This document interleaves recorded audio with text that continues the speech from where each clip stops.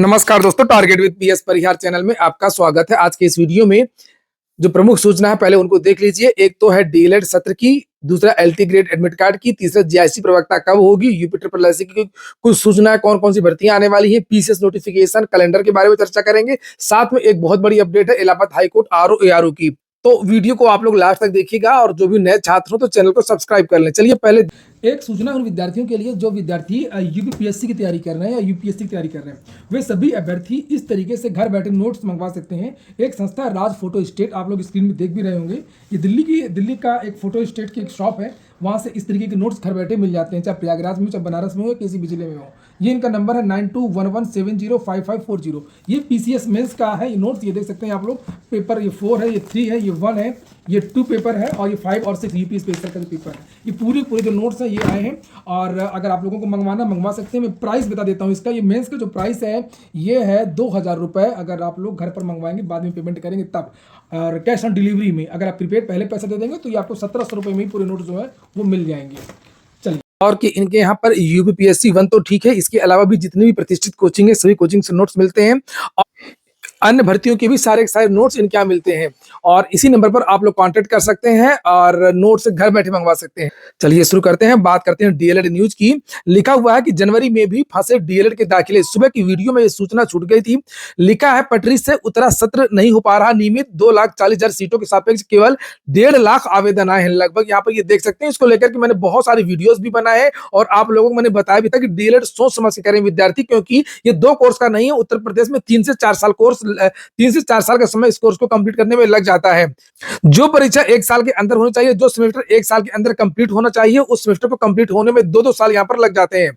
इसको लेकर के विद्यार्थी आए दिन धरना प्रदर्शन आंदोलन करते रहते हैं और डीएलएड का सत्र जो है वो कभी समय से पूरा नहीं हो पाता है और जो इसके अधिकारी हैं उनका लगातार प्रमोशन भी हो रहा है। अभी कुछ दिन पहले आप लोगों ने देखा भी हो कि परीक्षा नियामक प्राधिकारी जो अनिल भूषण चतुर्वेदी है, इनका प्रमोशन भी हो गया है। लेकिन सोचने वाली बात यह है कि जहां पर इनका कार्यकाल है तो सरकार को सोचना चाहिए था कि इनका जो कार्यकाल है वो किस तरीके का है। पीएनपी कितना ज्यादा विवादों में रहा है, यहाँ से पेपर आउट लगातार होते रहे, चाहे वो डीएलएड के हो, यूपीटीटी की हो या अन्य भर्तियों की हो, 69,000, 68,500 वगैरह की। डीएलएड ये कभी भी समय से करा नहीं पाया, समय से कभी कंप्लीट कर नहीं पाया कोर्स। और लिखा हुआ प्रदेश में diploma in elementary education DElEd में प्रवेश की पटरी से उतरी गाड़ी अब तक लाइन पर नहीं आ सकी है और हालत यह है कि जनवरी माह में भी चालू सत्र की प्रवेश प्रक्रिया शुरू नहीं हो पाई है, जबकि सत्र समाप्त होने में कुछ ही महीने शेष है। विभाग अब भी छात्रों के लिए रजिस्ट्रेशन तिथि बढ़ाने में जुटा हुआ है और प्रदेश के जिला शिक्षा एवं प्रशिक्षण संस्थानों डायट में डीएलएड कोर्स में प्रवेश लिया जाता है और इस कोर्स को पूरा करने के बाद अभ्यर्थी परिषदीय विद्यालयों में शिक्षक पद पर भर्ती के लिए योग्य होते हैं। तो यही सब बातें यहाँ पर लिखी हुई हैं कि बीते कुछ वर्षों से इस कोर्स में प्रवेश लेने वाले छात्रों की संख्या लगातार घट रही है। अब लोगों के पास समय कम बचा, उनके पास 4-4, 5-5 साल का नहीं है एक एक कोर्स के लिए, जैसा कि यहाँ पर लगता है। तो इसमें अगर ये लोग सुधार करते तब हो सकता है कि यह हालत ना होती और डीएलएड में ज्यादा एडमिशन होते। अभी तो इन्होंने आवेदन किया है और बताया ये जा रहा है कि इतने ही बच्चे इसमें एडमिशन नहीं लेंगे। ज्यादातर विद्यार्थी ये सोचते हैं कि हमको डैट मिल जाएगा, सरकारी विद्यालय मिल जाएगा। सरकारी विद्यालय नहीं मिलेगा तो और भी जो सीटें हैं वो रिक्त रह जाएंगी।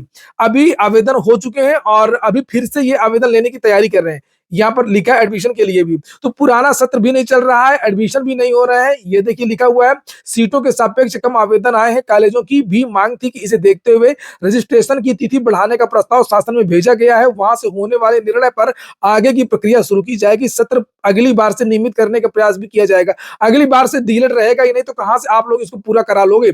अगली बार से तो बीएलएड की तैयारी, समाचार पत्रों के माध्यम से इसके बारे में जानकारी दी जा रही थी कि डीएलएड बंद हो रहा है, अब बीएलएड शुरू होगा, तब आप लोग कहां से इस सत्र को नियमित कर लेंगे। को लगता है हम चाहे डीएलएड सत्र को पूरा करें या ना पूरा करें, हमारा प्रमोशन तो होगा, इसलिए सरकारी कर्मचारी काम नहीं करते हैं। गलत पेपर बनाते हैं, गलत आंसर बनाते हैं, गलत नोटिफिकेशन बनाते हैं, परीक्षाओं की स्कीम गलत बनाते हैं। एक ही दिन में मौनी अमावस्या, एक ही दिन में परीक्षा, एक ही दिन में आरओ का एग्जाम, एक ही दिन में यूपी ट्रिपल एससी की परीक्षा। ये सारी की सारी जो गड़बड़ियां ये अधिकारी करते रहते हैं, क्योंकि प्रमोशन पर कोई रोक नहीं है, इनकी इंक्रीमेंट और वेतन पर कोई रोक नहीं। तो जब तक ये जिम्मेदारी तय नहीं होगी तब तक ये लोग इसी तरीके से काम करेंगे। हम लोग अब देखते हैं अगली सूचना। कुछ विद्यार्थी पूछ रहे थे एलटी ग्रेड एग्जाम को लेकर के, चूंकि विद्यार्थी विरोध कर रहे हैं। एलटी ग्रेड का एग्जाम चूंकि उसी दिन है जिस दिन मौनी अमावस्या है, 17-18 को एग्जाम है और 18 को मौनी अमावस्या है। तो मैं बता दूं, जहां तक मुझे जानकारी मिल रही है कि एलटी ग्रेड का जो एग्जाम है वो आपका समय से होने जा रहा है, इसमें कोई भी फेरबदल नहीं होगा। उत्तर प्रदेश के अन्य शहरों में परीक्षा कराई जाएगी और इसके बारे में जो नोटिस है वो आज शाम को या कल तक जारी हो जाएगी। नोटिस का मतलब एडमिट कार्ड। और उस एडमिट कार्ड की पहले जो नोटिस जारी होती है उसके माध्यम से आप लोगों को इसके बारे में जानकारी दी जाएगी। तो उम्मीद यही है कि आज हो सकता है कि LT ग्रेड के जो एडमिट कार्ड हैं सोशल, जीव विज्ञान, अंग्रेजी आदि के, वो देखने को आप लोगों को मिल जाए। तो परीक्षा में कोई भी दुविधा नहीं है, कहीं कुछ भी नहीं है, आप लोग इसमें कुछ भी ना रहें और अपना पढ़ाई करें, कोई कंफ्यूजन नहीं है, कहीं कुछ भी नहीं है।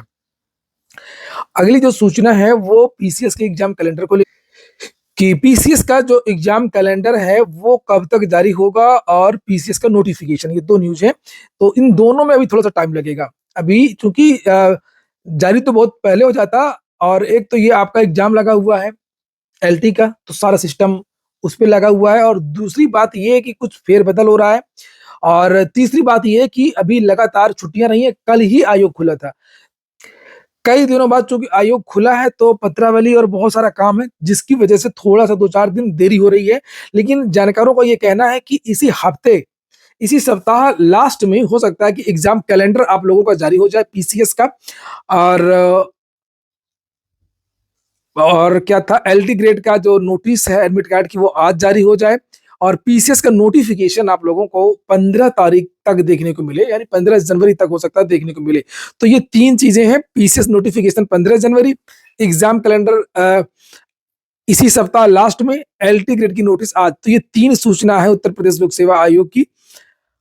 इसके बाद GIC के बारे में भी मैंने बताया, आज अभी नहीं बताया, GIC के बारे में भी बात कर लेते हैं। उत्तर प्रदेश लोक सेवा आयोग की एक और महत्वपूर्ण सूचना है, GIC प्रवक्ता की जो परीक्षा है वो कब होगी। तो GIC प्रवक्ता की जो परीक्षा है वो आपकी होली के बाद, तुरंत बाद, मार्च के महीने में, मैं लिख दूं क्या, मार्च, GIC प्रवक्ता, GIC प्रवक्ता मार्च में है आपकी, होली के बाद। तो आप लोग के पास समय ज्यादा नहीं है। अगली जो सूचना है वो UP SSS की है।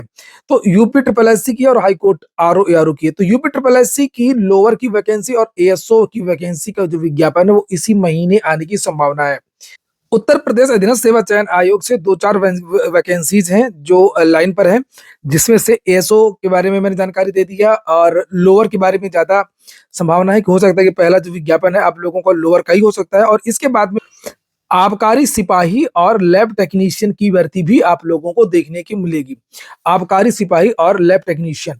लेकिन फिलहाल तो इस महीने आप लोगों को ये दो विज्ञापन देखने को मिल सकते हैं, दो नहीं तो एक तो निश्चित है, लोअर वाला। इसके बाद में आपको जो है अगली जो सूचना है इलाहाबाद हाईकोर्ट की भर्ती RO ARO नोटिफिकेशन की। तो इसको भी सरकार से अनुमोदन प्राप्त हो चुका है, इसके नोटिफिकेशन पर काम चल रहा है। हो सकता है कि जनवरी के लास्ट में या फरवरी के महीने में, 15 फरवरी के आसपास आप लोगों का RO ARO का जो विज्ञापन है वो जारी हो जाए। 15 फरवरी के आसपास लगभग 500 से लेकर के 600 के आसपास पद हो सकते हैं, पदों की संख्या में वृद्धि भी हुई है। तो इलाहाबाद हाईकोर्ट की भर्ती का जो विद्यार्थी इंतजार कर रहे थे वो विद्यार्थी भी अपनी कमर कस लें। और हाई कोर्ट भर्ती का जो विज्ञापन जारी होता है तो उसके बाद में भी भर्ती को कंप्लीट होने में कोई देर नहीं लगती है।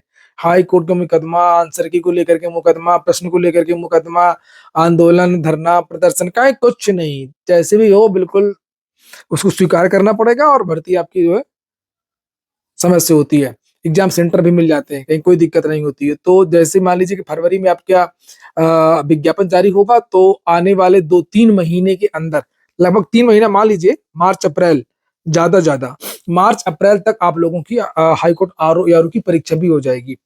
सिलेबस चूंकि पूरी तरीके से अलग है, इसमें इंग्लिश भी आती है, बाकी चीजें तो सब लगभग वही रहती हैं, तो थोड़ा सा अलग सिलेबस है। तो उसी के हिसाब से आप लोग अपना तैयारी कर लें। ये हो गया आज का वीडियो आपको अच्छा लगा हो, कि काम का हो तो लाइक अवश्य कर दें।